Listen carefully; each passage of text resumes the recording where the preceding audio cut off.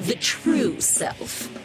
There's a certain division of the soul that one feels when confronted with a Persona remake. On the one hand, it is a remake of one of the best RPGs on the PS2, which might have been the second best system for RPGs ever, topped only by the Super NES. And, using Persona 3 FES and Persona 3 Portable as a precedent, the bar was set high for this PlayStation Vita interpretation. On the other hand, you know that by starting a new game of Persona 4, you're on the hook for about 80 hours of gameplay.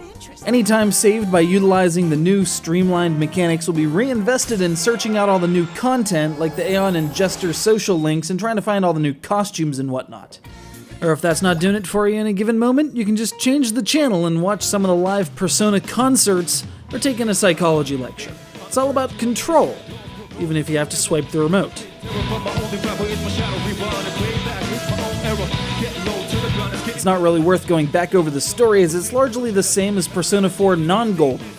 Kids and fun, and murders and falling into televisions, and repressed emotion running rampant, and midterms and a bear. Just like Persona 3's follow-ups, the same tale is told, but with a few significant changes to the less crucial mechanics. Little things like greater control over inherited abilities when fusing personas, or being able to access the shopping district at night and run into friends. Heck, they even tweaked the read a book action to let you choose a tome to peruse, rather than having to read each one straight through, as well as adding a number of new books with various effects. Persona Fusion also features a couple new options, like being able to choose your end result from a list, rather than having to brute force the potentially more than 100 combinations yourself. Battle-wise, things remain much the same, though the rapidly moving cards during shuffle time bonuses are done away with in favor of allowing you to pick and choose, along with potentially increasing the number of bonuses you obtain.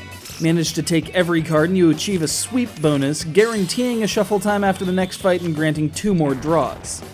There's even a rescue system if you need help in a dungeon, kinda like Pokemon Mystery Dungeon of all things. The minute details add up over the course of this massive adventure through rural Japan, the human mind, Jungian psychology, and the minefield of teen romance. Delicious! The move to the Vita also brings with it a host of graphical improvements, though it's not tough to tell that the bones of this game are still based on the PS2 counterpart. But for a game that used strongly stylized art and vibrant color, this HD reinterpretation makes those lines really pop. You kinda get the feeling the original Persona 4 really wanted to be in HD, and that this truly is the definitive version.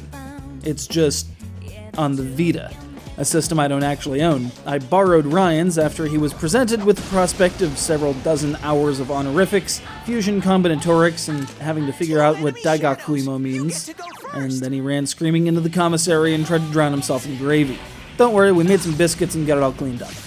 I don't know if this game alone is enough to make me pony up for a Vita, but man is it close. If you already have the hardware, Persona 4 Golden might be just what you need. Granted, of course, you have an understanding of the mechanics, knowledge of how to abuse them, courage to face the unrelenting tide of feels, and the diligence to save Inaba again. Now, if you'll excuse me, I've got a date with a beef bowl. Tonight I'll introduce a superb sight for those searching for sublime love that surpasses the separation.